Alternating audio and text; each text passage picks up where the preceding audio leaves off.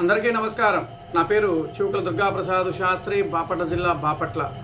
ఈ రోజున ఒక ప్రధాన అంశంతో మాజీ ముఖ్యమంత్రి వైఎస్ జగన్మోహన్ రెడ్డి గారు ఆంధ్రప్రదేశ్ రాష్ట్రంలో ఏదో జరిగిపోతుంది, మనం వెళ్ళి ధర్నాలు చేయాలి, మన ఏంటి రాష్ట్ర ప్రజలు మనం మర్చిపోయే స్థితిలోకి మనం వెళ్ళిపోతున్నాము, కనుక మనం ఏదో ఒకటి చెయ్యాలి, మనం చేసి మన ఉనికిని మనం కాపాడుకోవాలన్న ఉద్దేశంతో పాపం కష్టపడి ఏమీ లేని సందర్భాల్లో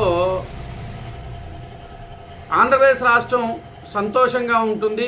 చక్కగా ఉన్నా కూడా ఏదో మనం అలజడి సృష్టించాలి, ఏదో ఒక విధంగా మనం మన ఉనికిని చాటుకోవాలి అన్న ఉద్దేశంతో నిన్న ఢిల్లీ ధర్నా కోసం పోయాడు. దేనికి వెళ్ళాడయ్యా అంటే ఆంధ్రప్రదేశ్ రాష్ట్రంలో అరాచకత్వాలు, అత్యాచారాలు ఇంకా ఇతరత్ర జరుగుతున్నాయి అని చెప్పేసి ఢిల్లీలో ధర్నా చేయడానికి వెళ్ళాడు. ఆ వీడియో క్లిప్పింగ్లు చూద్దాం, తర్వాత దాని గురించి మనం విశ్లేషణ చేద్దాము.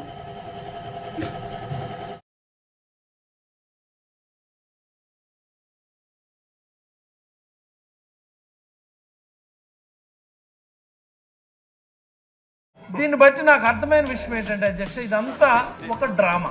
ఈ డ్రామాని మీడియాలో కేవలం వాళ్ళ వెర్షన్ తీసుకుని వెళ్ళడం కోసం చేస్తున్నటువంటి ప్రయత్నమే తప్ప అధ్యక్ష, ఇందులో మరొకటి లేదు అధ్యక్ష. సానుభూతి కోసం సభని తప్పుదారి పట్టించి ప్రజల్లో ఒక సానుభూతిని గెయిన్ చేయాలన్నటువంటి ఒక ఎత్తుగడే తప్ప ఇది మరొకటి కాదు అధ్యక్ష.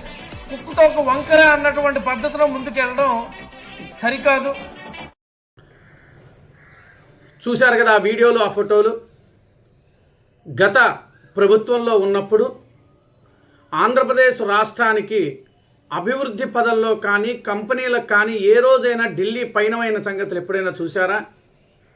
రెండోది, ఆంధ్రప్రదేశ్ రాష్ట్రంలో ఈ వైఎస్ఆర్ కాంగ్రెస్ ప్రభుత్వం ఉన్నప్పుడు ఎన్ని అరాచకత్వాలు, ఎంత రౌడీయిజము, ఎన్ని దాడులు, ఎన్ని విధ్వంసాలు జరిగినప్పుడు ఎప్పుడైనా ఢిల్లీ వెళ్ళాడా? లేదా ఆ రాజకీయ నాయకులు చేస్తున్న అకృత్యాలు, అంటే ఈ ఎమ్మెల్యేలు, లోకల్ ఎమ్మెల్యేలు కానీ ఎంపీలు కానీ చేస్తున్న అకృత్యాలు కానీ ఏ రోజైనా మాట్లాడా? తర్వాత ఏ రోజైనా ఎమ్మెల్యేలను పిలిచి మందలించడం ఏమైనా జరిగిందా? ఇవి ఏమీ చేయలే. తాడేపల్లి ప్యాలెస్లో కూర్చున్నాడు, చక్కగా తను కావలసిన తాను చేయించుకున్నాడు. ఈ రోజున ఆంధ్ర రాష్ట్ర ప్రభుత్వం, ఎన్డీఏ ప్రభుత్వం, కొత్త ప్రభుత్వం ఎప్పుడైతే వచ్చిందో తన యొక్క సీట్లు పరిమితి తగ్గిపోయి, అంటే 11 సీట్లకు పడిపోయిన తర్వాత అసెంబ్లీకి వెళ్ళటానికి కూడా మొహం చెల్లాల పాపం. సరే, వెళ్లకుండా మొహం చెల్లకపోయేటప్పటికి ఏం చేయాలో తెలియక ఆంధ్రప్రదేశ్లో లా అండ్ ఆర్డర్ సమస్య బాగా పెరిగిపోయింది. ఆంధ్రప్రదేశ్ రాష్ట్రంలో బాగా లా అండ్ ఆర్డర్ తప్పిపోయింది.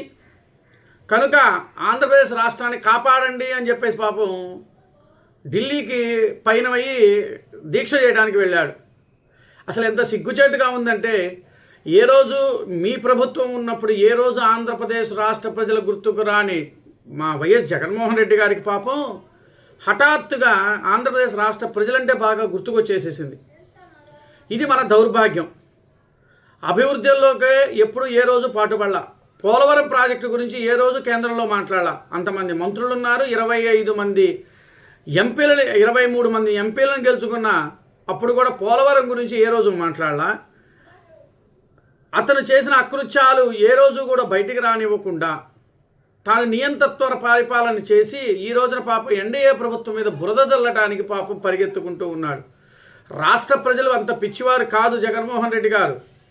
ఎందుకో చెప్పంటావా? అందరికీ తెలుసు నువ్వు ఎట్లా పరిపాలన చేశావో, ఎన్డీఏ ప్రభుత్వం చంద్రబాబు నాయుడు గారు ఏ విధంగా పరిపాలన చేస్తారు రాష్ట్ర ప్రజలకు తెలుసు. కాబట్టి మిమ్మల్ని ఎక్కడ కూర్చోబెట్టాలో అక్కడ కూర్చోబెట్టారు.